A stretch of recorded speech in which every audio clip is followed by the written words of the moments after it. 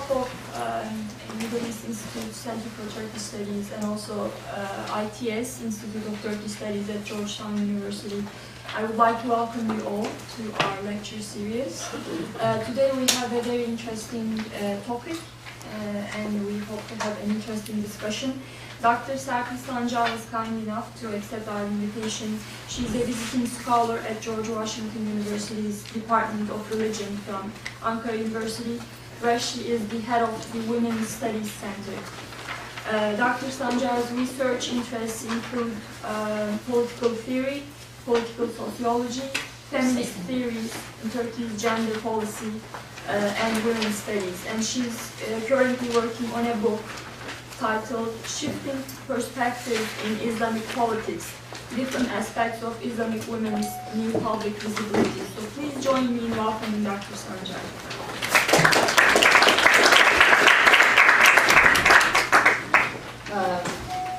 Thank you very much, and welcome for everybody.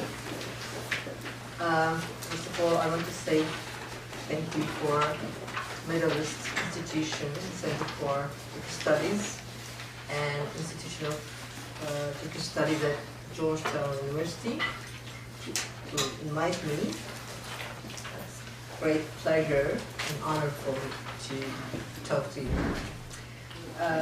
Today I want to propose a new data related with the relationship between the women's rights and religion in the context of state secularization policies in Turkey. Then I will discuss these data with reference to the new argumentation on the concept of secularism and feminist critical religion. In the last decade in Turkey, as one of the Muslim majority country, with a more than a century experience of secularism, a transformation, an important transformation has observed. What is this? The marginal, radical, political aids of Islamism integrated to and transformed to liberal or moderate center as one of the first successful cases in the world. Moreover, a pro-Islamist party, AKP, won elections, won the ballots 3 times. Elected majority government, AKP, is represented by a kind of catch-all political party, which won the radical, moderate, liberal Islam or post-Islam and more non-religious conservative votes. This made for condition of political stability, a kind of political stability in Turkey. The consequences are a lot of change in society, in politics, in the daily life of the country. But the religious situation in the formal structure of the state system didn't change much. Despite this politics, positive aspects of in politics, real reactions are coming out of the secular part of the state and society. Some part of people asking, is religious domination on the daily social life coming back to the norm of the country after 100 years of secularization experience of Turkey? Or are Islamic political movements in Turkey going to give the ways of coexistence with Islam and liberal democracy? Whether Islam and democracy can find a way to become really compatible to each other in the context of Turkish politics. Within this context, I want to talk on one of the hottest issues of Islam democracy context. That is a state-religion relationship and women's rights within this context. Let me give you a quick information about the historical background of state religion relationship in Turkey as a Muslim majority country. Turkey,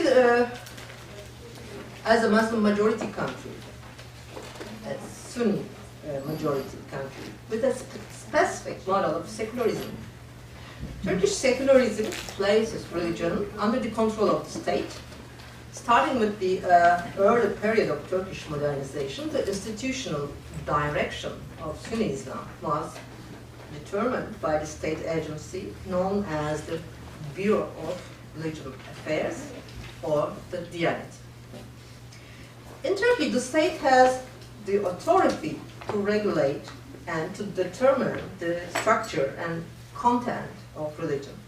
Religious education, administration of the mosques, and the administration of the Diyanet, the prayers, rituals, religious services are all within this purview of the state. Religious men, imams, are state employees drawing their salaries from the central government. It is a kind of monopoly on religious affairs in the name of true Islam or modern Islam. This has given the state the opportunity to dominate both the modern and the religious, defined as structuring each other. The specificity of this model of secularism has attracted scholars of religion who have paid attention to Turkey's secularization experience and her ability to combine the Sunni Islam with modern democratic states. This symbiotic presence of state and religion faced several long-lasting modernization periods. During this period, state-induced policies made structured religion serving for state's modernization policies and to integrate from modern to modern, and vice versa, state serving for, at the same time, state serving for Sunni religious empowerment and enforcement. Republican modernization reforms enforced on the bureaucracy and judicial system and made a clear disconnection between religious and the family law. And the Bureau of Religious Affairs, the Diyanet, assigned to integrate Islam into secular institutional milieu rather than totally abolition. We can ask now, how is secularism possible within this condition with the institution like Diyanet? The Diyanet, established in 1924 and attached to the office of the Prime Minister and designed as an administrative institution in charge of public service rather than a supreme spiritual authority of religious community. It was in charge of administration and maintenance of mosques and appointment of imams and muezzins, but was not trusted to administer the education of religious personnel that was assigned to Ministry of National Education. So this is a complex of separation, segregation, and check and balance system, allocated power between the secular and religious forces in the state structures. The Diyanet has seen its fortunes improve under the successive Turkish governments, particularly right-wing governments, after the 1970s. Since the 1980s, it has grown considerably in number of personnel and size of its budget. That is at the third or fourth biggest budget in the state system. The mission of the Diyanet is to define the normative framework through which the religion is to be experienced by the public. The Diyanet has operated as a crucial political tool of the government, allowing control to supervise and to regulate Sunni Islam. At present, Diyanet's sermons can be read at more than 81,000 mosques across the country, the nationwide. Other civic actors are not allowed to found or supervise mosques in Turkey. The Diyanet, according to the article of 136 of Turkish Constitution, must stay away from political involvement in keeping with the principle of secularism. What about the gender perspective of the Diyanet? Despite this mission to integrate Islam to the modern, the Diyanet historically paid little attention to gender equality in Turkey. The public presence of the official form of Sunni Islam remained untouched with patriarchal aspects, and these also remained similar during modernist reformist periods. Today, all imams are male and provide sermons in the mosques, and 95% of mosques attendance is by males, particularly the Friday prayers. The Diyanet continues to be an institutional supporters of male-oriented Islam, giving provisions to a social order in which women's subordination to men within a domestic sphere is deemed as appropriate as feminine or womanhood. During the past decades in Turkey, this traditional patriarchal perspectives of the Diyanet has undergone a considerable challenge due to the parallel of the rise of new Muslim Islamist women's political movement. As a consequence of these effects, the Diyanet is currently configuring its women and gender policy. Now I will propose data on some aspects of this transformation.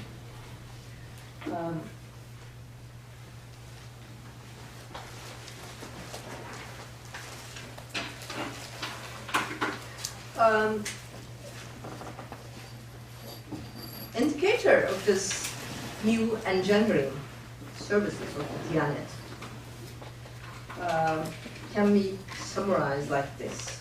First, number of women in the Diyanet are increasing, both as employed religious experts or service provider and as service beneficiaries. Secondly, the Diyanet has undergone an institutional reorganization which has created a new set of branches called as Directorate of Family Consulting Offices, DFO, in 2004, and assigned with the duty of religious guidance according to the requirement of Sunni Islam in cases concerning women's rights, marriage and divorce, child education, sexual issues or violence, etc. Third, the Diyanet has been assigned a new role by Gender Equality National Action Plan. You know, the National Action Plan is a governmental program for implementation, especially on the cross-cutting issues like environmental issues and gender equality like that. In this action plan, Diyanet has been assigned a new role, elimination violence against women. For this target, an extensive in-service training program has mobilized and contextualized for imams of the Diyanet within a vision of gender equality based on a kind of feminist interpretation of the Quran. And finally, another innovative project of the Diyanet was put forward aiming to reorganize all the mosques to make them convenient for pious women and their daily religious practices. This new open door policy sets aside specific places for women in thousands of mosques and encouraged women's attendance to the mosque. Let me now give you some brief information about this new policies. In the past few years,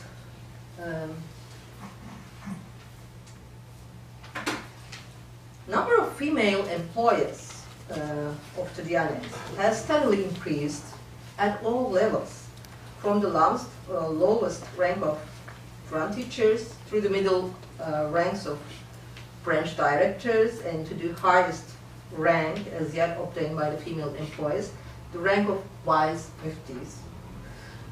This change has brought female perspectives to discussions about religious practice and interpretation. You could see the increasing number of students in Quran classes in 8 years, almost threefold.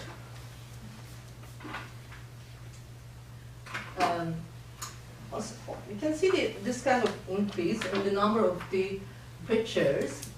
Why is that? This is also important number.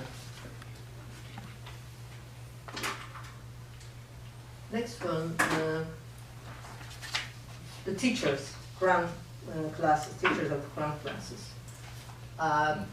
This is another important number. The number of women has exceeded men already, you see. And the next figure, Diyanet's number of, this is the number of pilgrims to Mecca. Again, women's number are exceeded to men's already. The number in total has decreased because of the quota of Saudi Arabistan. It's not important, but the percentage of women has exceeded men already.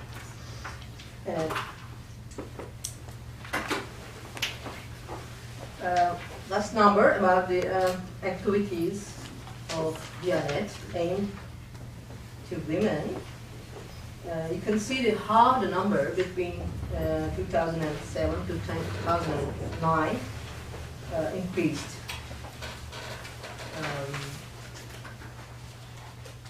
From 20,000 to 53,000 already. And you have to ask some questions about this class. Is this a kind of response to or consequences of the new public activity of Islamist women in Turkey? Is the Diyanet as a state-run agency, which omnipotent authority on Sunni religion, is going to be more involved with being a female-oriented agency instead of being a master instrument serving a male-centered Sunnism? This is a counter-step of Diyanet because it was forced to retreat from the economic and political realm by the new actors of market economy. Does the Diyanet have a new claim on women and family issues instead of its loss in other political and cultural realms? Or is this a back to Arabic Islam, as in the case in most Muslim majority Arabic countries who left women and family issues under the control of religion? Second, I want to deal with a little bit reorganization of Diyanet, the family consulting offices.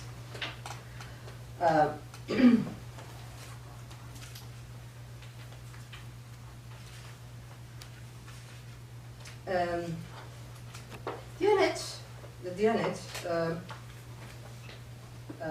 remodeling its own gender perspective by founding Directorate of Family Consulting Offices, DFO, as the subject or owner of this new gender policy and gender perspective. By doing this, the Diyanet has started to address women and family issues in a different manner and scale within its own mandate. The first DFO offices appeared as a pilot policy in 2004 and quickly spread nationwide to nearly 70 of 81 provinces in Turkey. These new local branches are assigned with the duty of religious guidance for family issues according to Sunni Islam's regulations. The legally assigned roles for DFO are as to provide religious consultancy on family issues and protect family values, to help to solving problems between family members, to help applicants for necessary public services like psychological, medical, or judicial services, etc.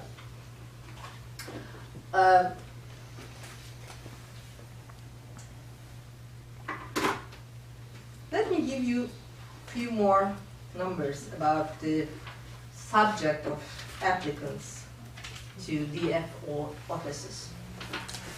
And applicants,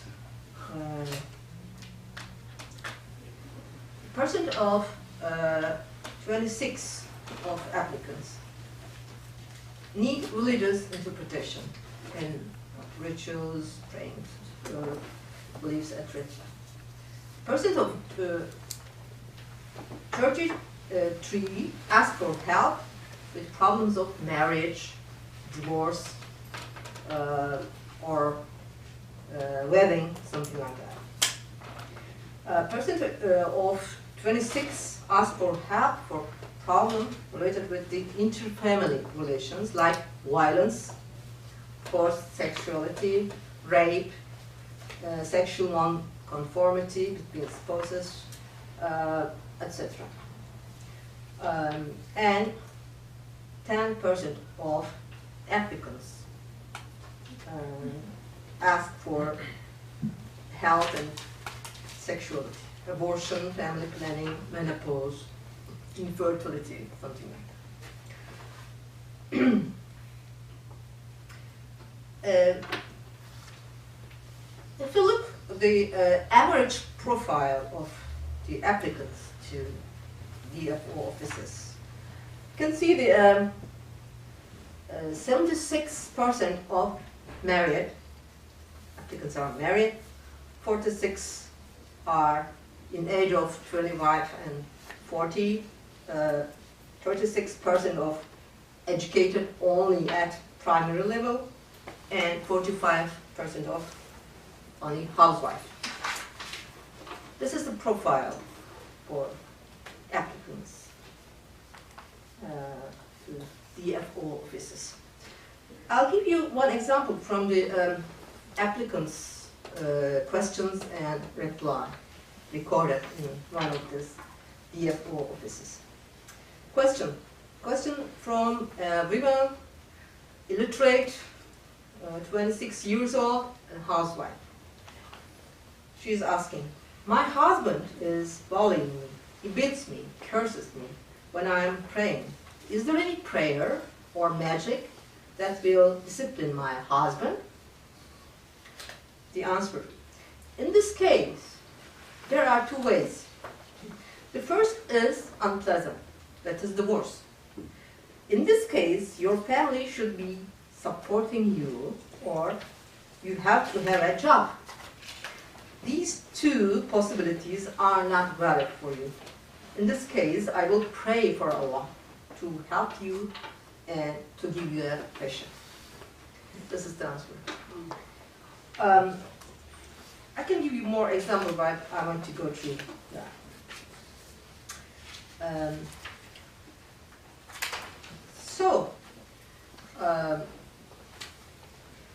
These figures and data show us that DFO's assigned work is related with applicants' problems that mainly originate from gender issues. but are narrated by religion. These are marriage, divorce, child education, sexual life, domestic violence, and so on. Is this social policy issues left for the realm of religious service in Turkey now? Is DFO compatible with the secular state norm that is written in the Turkish constitution? In this circumstances, is it possible to talk on the freedom of the religious subjects acting as one of the civil society actors and compare with other gender policy subjects? Is this case bringing women and family issues under the control of religion, which was not the case before and will not easily accommodate with secularism in the near future in Turkey? Is the definition of secularism something ambitious when it deals with interrelation of gender and state, but not state and public, state and religion in public sphere? Is the concept of secularism giving us enough explanation for these kinds of intersections between the religion and gender? And I want to point out the second issue. Is there an overlapping mandate between the DFO and Diyanet and Ministry of Family and Social Policies, which is assigned to provide gender public services?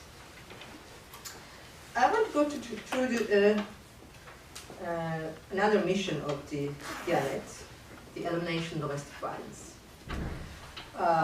This mission, given by the circular by the Prime Minister in 2006, the Diyanet was one of the state agencies deployed for this task, as well as other ministries and state institutions. This was defined by the National Action Plan, Plan for Elimination of Violence Against Women. According to this action plan, imams, preachers, and Quran teachers are responsible for this task.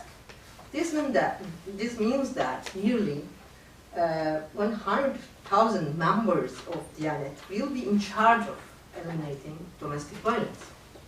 For this purpose, an in-service training program has scheduled and specific training toolkit prepared.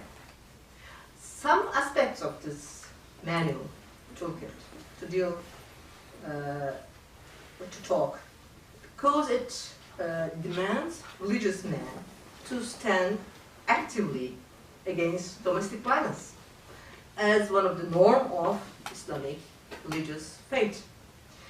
The manual described a kind of gender equality by accusing traditional Islam of being misogynist and defining the support of realization of women's rights. Honestly, this perspective is quite new for a traditional Sunni Islamic institution like Diyanet, and also for its traditional supporters who are religious communities in Turkey which have strong influence and control on Diyanet. We have this manual and in-service training, a clear gender equality is addressed on the basis of Islam. That invites the Diyanet Imam to take a stand against the patriarchal practices, women's rights violations, and wives' subjection to their husbands' will. All this have been criticized as examples of wrongdoing in the name of Islam. This policy was prepared by a small group of Islamist feminist theologians. Pilot trainings also were designed and implemented by this group, who were consultant to the presidency of the Diyanet, and some of whom are top-ranking bureaucrats of the Diyanet. And the last one I want to focus on, the reorganization of mosque to be convenient for women in Turkey. Diyanet has declared recently that all mosques convenient for women are only 6,000 out of 81,000 total. Due to this declared project, titled as Beautification of Mosques for Women, was declared by Istanbul Mufti in this year, in February. In Turkey, the mosques serve only males in daily practices and especially during Friday prayers. Women rarely appear in mosques except during the month Ramadan. Female daily practice of Islam in Turkey was home-based and so fairly different from some other Muslim countries, also from church and synagogue practices. According to the Sunni Islamic tradition in Turkey, unlike men, women are not required to attend a mosque. Their presence is allowed, but traditionally female Muslim believers are prepared to stay at home for praying.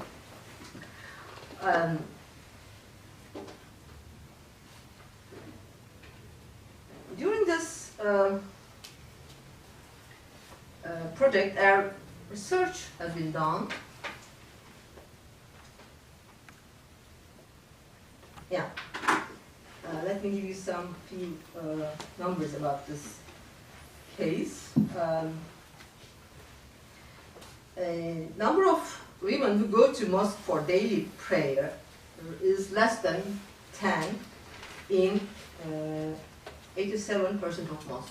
So this is show us that women are not going to mosque that much. The other numbers show us that mosques are more or less convenient for women, but women are not going to mosques much. Diyanet issued a circular and defined the measures not only for mosque cleanliness and sanitary for women, but pointed out the gender segregation in the mosques. This is important aspects of this project. Instruction indicates gender segregation can be a wall or curtain, but not anything that prevents women from seeing this inside the mosque. But the results were only regulations still based on gender segregation, but small curtains that not preventing women to see out of the rest of the mosques.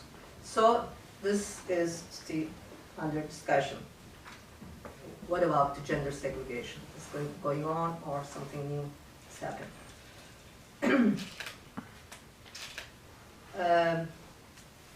Now we have to ask some question about this project related with the mosques.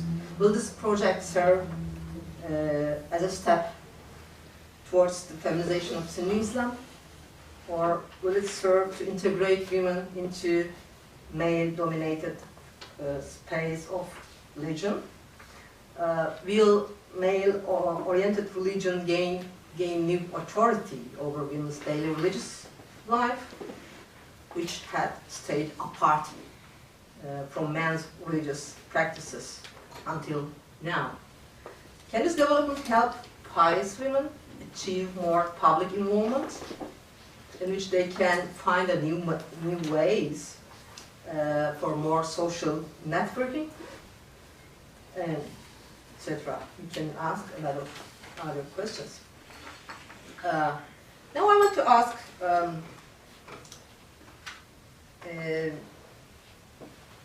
some questions about the concept of secularization.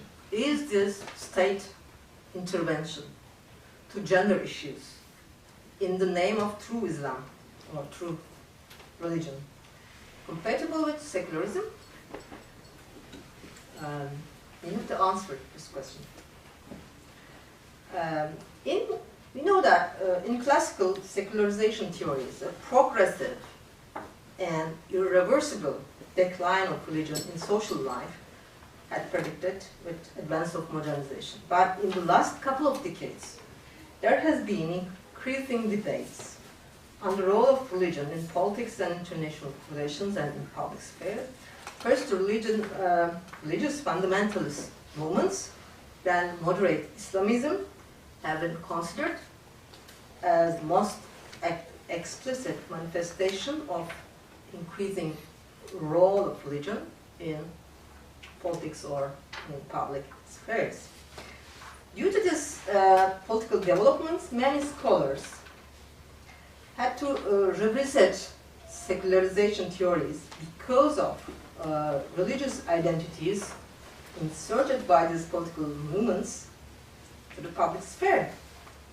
For example, Jose Casanova focused on religion in the public sphere, conclude that outside the Europe, the deprivatization of religion is underway. In particular, he cites examples of religion actors shaping the public debate in the United States as one influence, among others, in civil society. He suggests that aggressively enforcing the separation of church and state, for example in France, is unique to European history. Casanova argues that religion de facto has been present in public spheres in majority of the context, including long-established democracies in the West. On the other hand, in the political theory since 1990s, the communitarian theorists have addressed religion and morality as constitutive features of public and political life. Communitarian thinkers like Michael Sandel claim that there is nothing intrinsically conservative about family or neighborhood or community or religion. Other well-known thinkers, for example Habermas, give a greater space to religious-based arguments in public sphere. Habermas' account of dialogical rationality underpins democratic societies has an interest in the free expression of religious belief in the public. All of these thinkers claim that religious persons and communities must not be discouraged from expressing themselves as such in the political arena.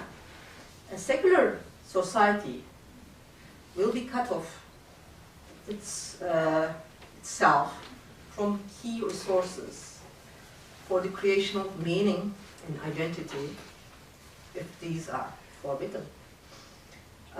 This post-secularism is defined as a basis of dialogical democracy, including religious political actors as equal to others, religious or secular.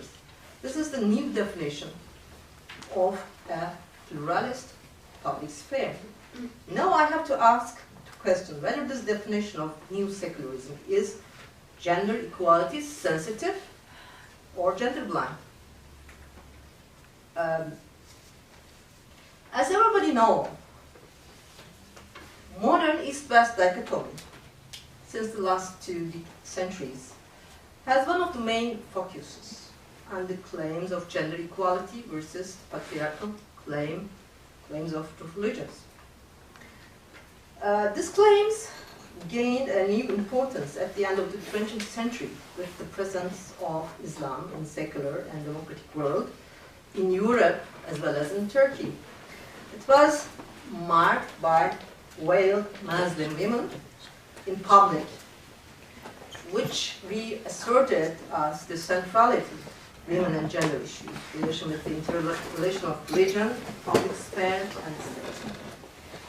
According to the modernist secularist perspective, the free appearance of Muslim women in public is accepted as threatening the norm of gender equality of the supposed secularity of the public sphere. But in New Islamism, marked by Muslim women's veiled appearance in public, has become a powerful motif, asserted as contra-image of secular public sphere, and also claimed as an indicator for new Muslim women's political presence. This is a new discursive image which to make interrelated two sides of contestation that are secular public space and the veiled Muslim women. New appearance of veiled Muslim women in public space put forward the multi-layered and polysemic meaning of Muslim female identity to be unfolded. According to most of the Western secular feminist scholars of religion, generally, is one of the main instruments. Religion is generally one of the main instruments for oppression of women. And Islam has been flagged as a source of harmful cultural practices against women, or at least an aspect of difference.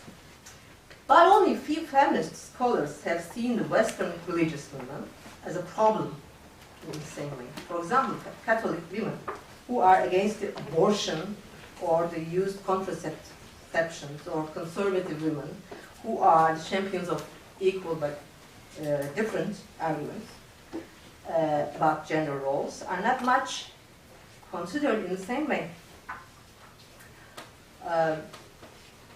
Recently in feminist scholarship, much criticism has been leveled against this discriminative thinking as Western-centric and neo-imperialist.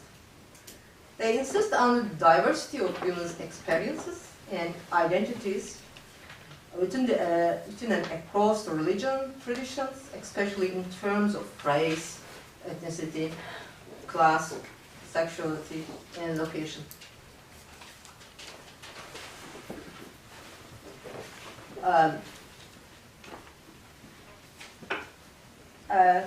In this manner,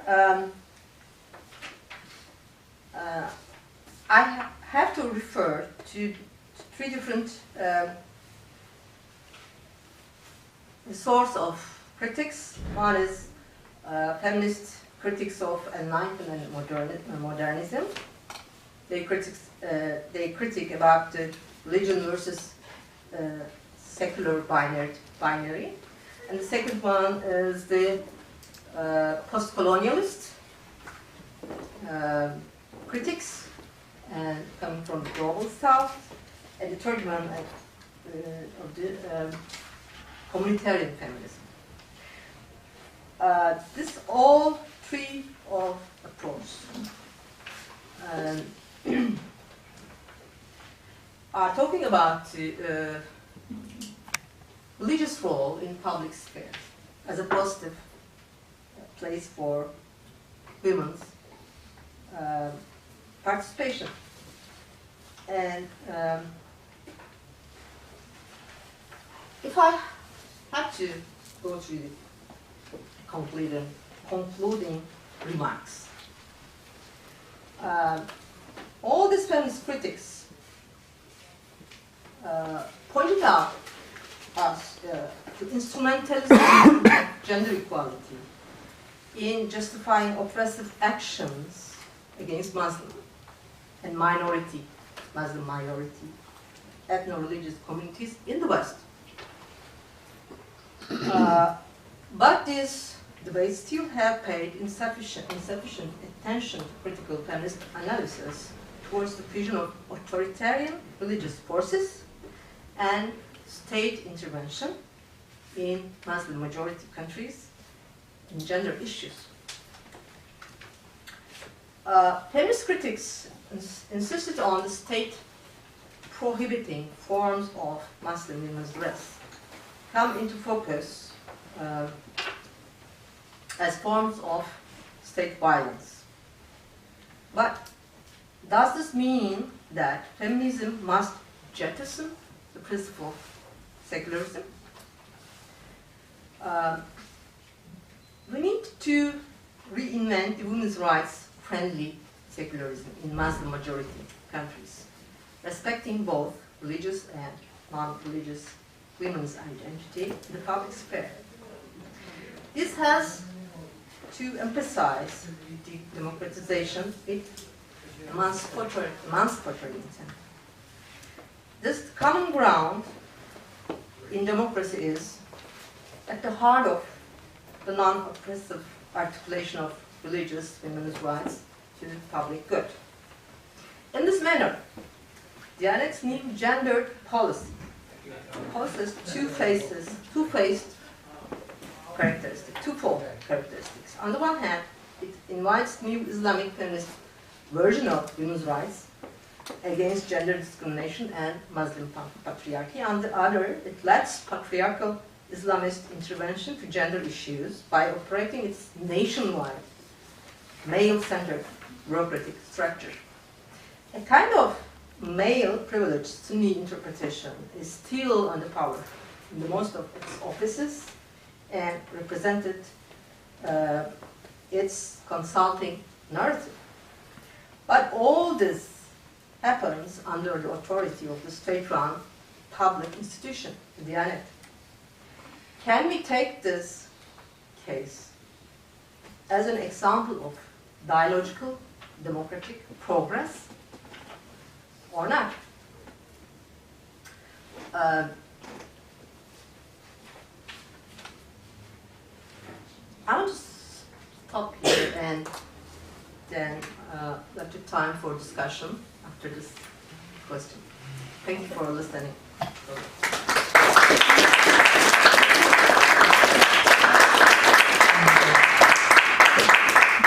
Thank you, Dr. Sancar. And now the floor is open for questions. Please state your names and your affiliations. Yes, lady here and the gentleman back there. William Jones, I'm with Amnesty International, and I have a question that's not related to human rights, but about the Diyanet. Have they started making any accommodation to the Alawi community, or is that still? Not yet. Not yet, okay. Because this is the only majority religious community to regulate, to integrate it, to control it. It is not majority, so it's left for civic society. Okay, so we have another question. I can also do without Please microphone. wait for the mic. Hi, hello. My name is Maria Dorjeska from Georgetown University. I have two questions. Yeah. How do you see the difference if Diyanet will be privatized? Because there are some discussions that it will happen. And how do you also comment the recent fatwa on abortion of Diyanet? Because the Prime Minister wanted to criminalize abortion again, and Diyanet issued a fatwa afterwards, but the legislation was not accepted because of certain other factors. Yeah, they are going to start step by step inserting their views about gender issues. It was not the case before. This is a new case. And honestly, I'm in the part of the privatization of Diyanet because it's at the moment not working in the same manner in that was in the early period of modernization, Turkish modernization. But I think there is a twofold here. If the Diyanet is functioning to integrate society in the modern modernization, it's okay. But if it's going to work tool as an enforcement to religious. It's not acceptable for secular. Both are Diyanet. We are against one side and we are accepting other side. This is something contradictory with the secularization of Turkey. So Turkey, I think, needs more discussion on this issue. You can discuss everything in Turkey, including military, including all things, but not religion. Yeah, this is still a very hottest issue. And about abortion, yeah, the Diyanet declared against the abortion right, but the government stepped back about this issue because a huge women's rights protesting movements happened in Turkey, and they stepped back for this amendment of abortion rights. Yet, we don't know for the near future. Okay, let's take two questions at a time. Maybe here in the back and the middle.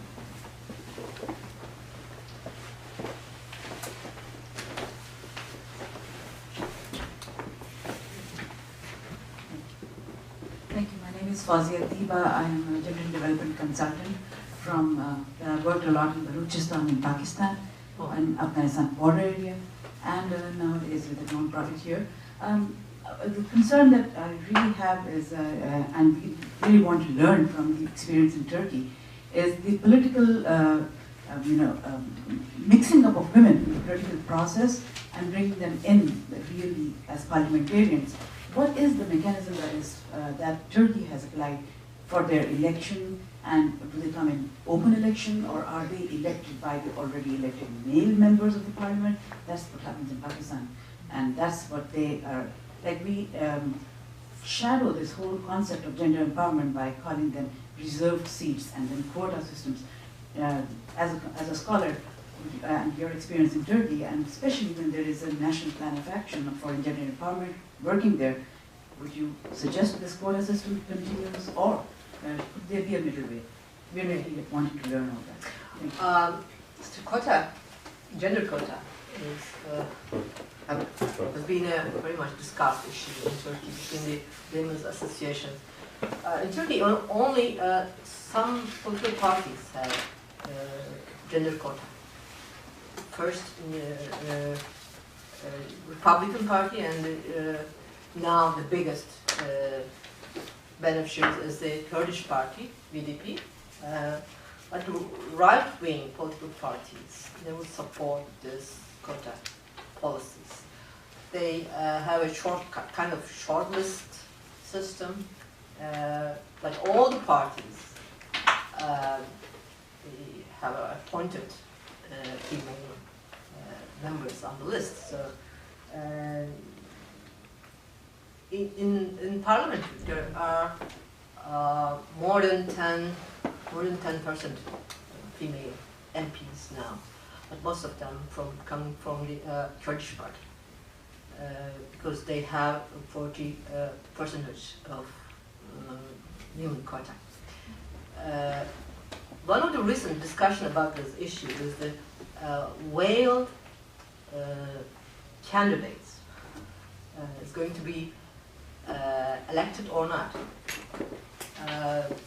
They made a huge campaign about, the veiled women coming from different parts of societies, launched a huge campaign to support veiled candidates in the last election in 2011, but the governmental party resist against this because they don't want to make a new conflict between the secular state and between the governmental parties. So they blocked veiled women to take the rank at the short list of political parties. So there is a complex situation.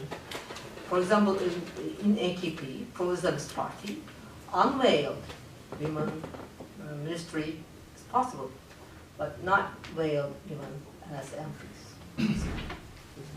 So there are two questions.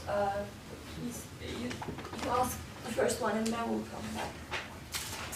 Suzanne Embry. Many years ago, I used to work at Columbia's Bureau of Applied Social Research. So my question has to do with your research method and the research climate. For example, if you wanted to do a profile of the women who attend mosque on Fridays for prayers, would you be able to do that? In other words, how Would do you please repeat the profiles of what kind of women? Well, for example, Prayers? the women who attend the mosques, Oh.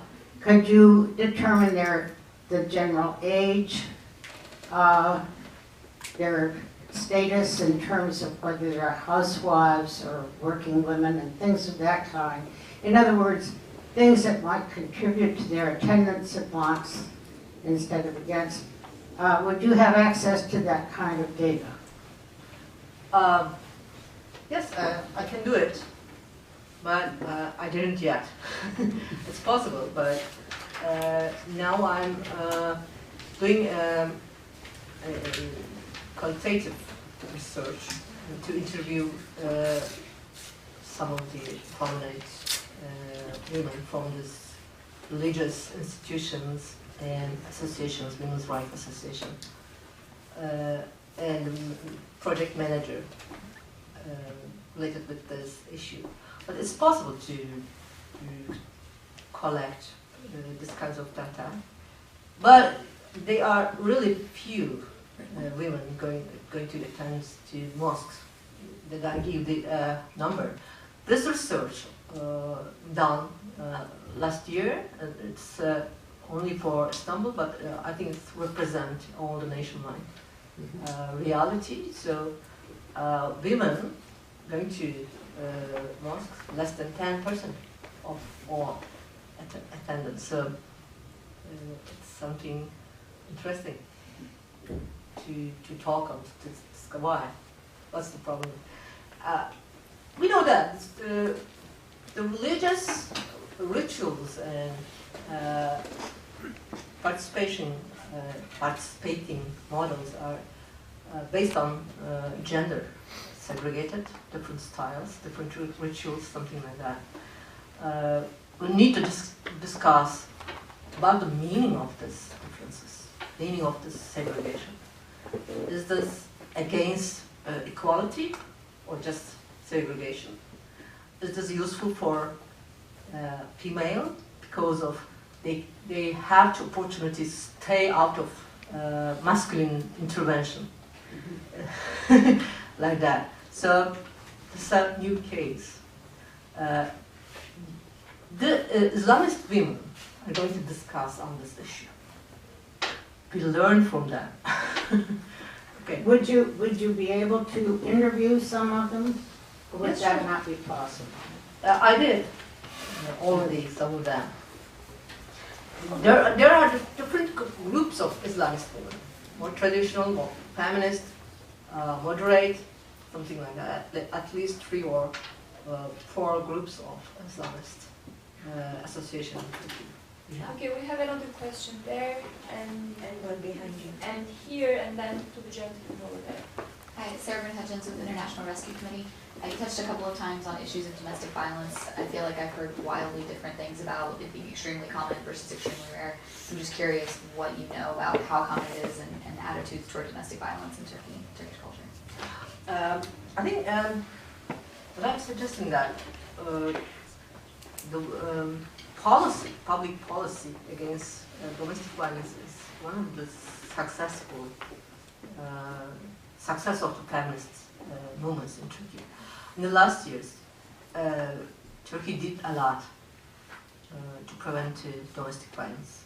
A new law, new action plan, a lot of women's shelter, something like that, a lot of things.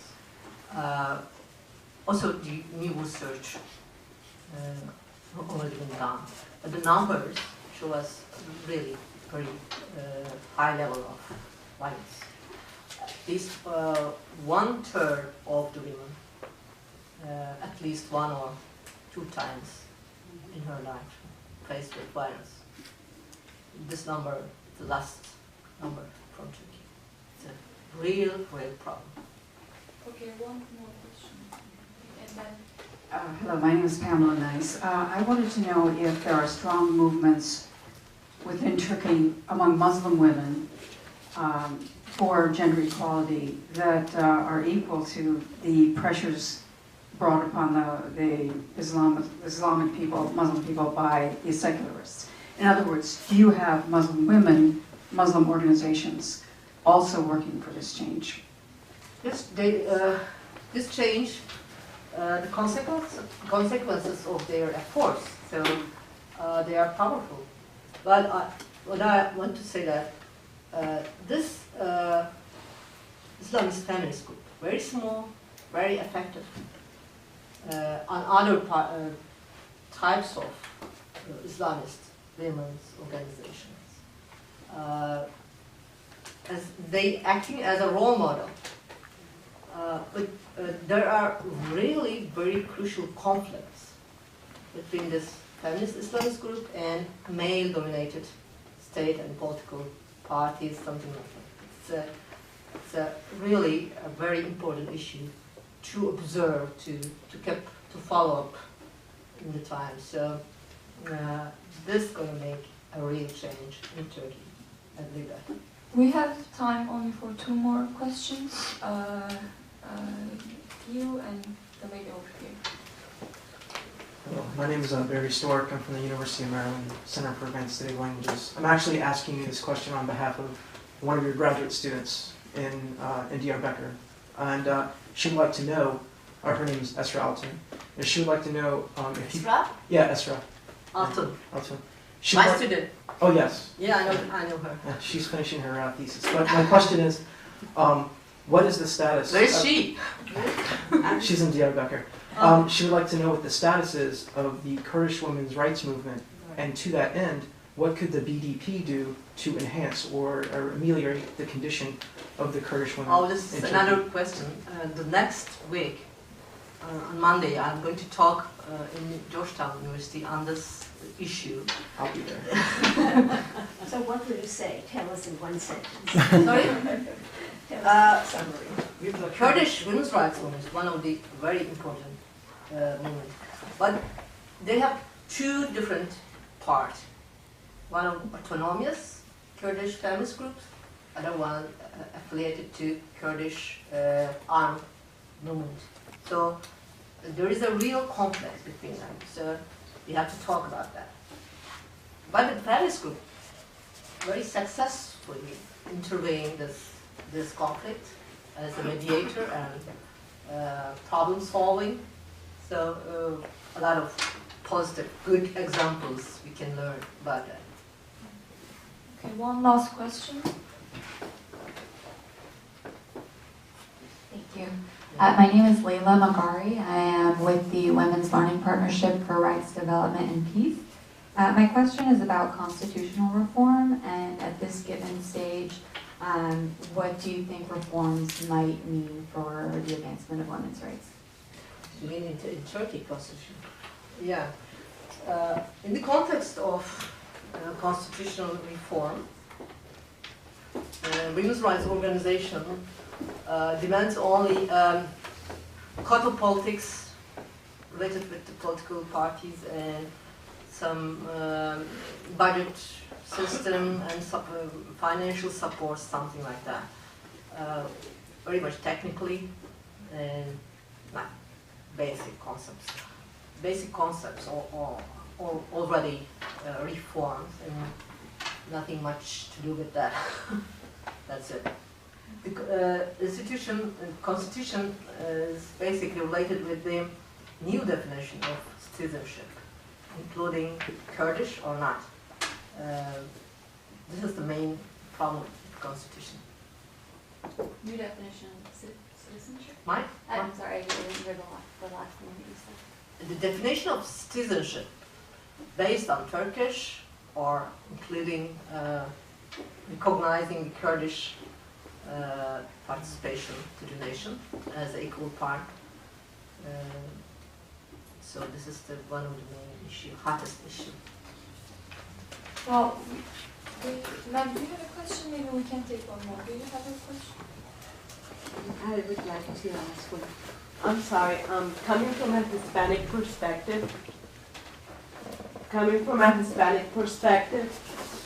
would you give an overall view of how the Turkey woman would benefit from some of the Hispanic movements that have come about? For example, we have in Latin America recently presidents that are female, and even though the Catholic Church might be very strong, we still see women doing things that might set an example in the religious pattern. And could you comment on it? Honestly, Turkey Women's Rights Organization know less about Hispanic women's rights movements because in distant geographies and only the intellectual or some scholars related with Hispanic women's experiences, and also some leftist groups interested in Latin American and Hispanic experiences, especially at the peasant movement or anti-imperialist or leftist movements. So Turkey has unfortunately very few about Hispanic experience because of the oldest experiences depends on modernization discussion in Turkey. This is quite different from Latin American. So I think unfortunately not much to discuss on it. Well, thank you all for coming, and thanks, Dr. Sancar.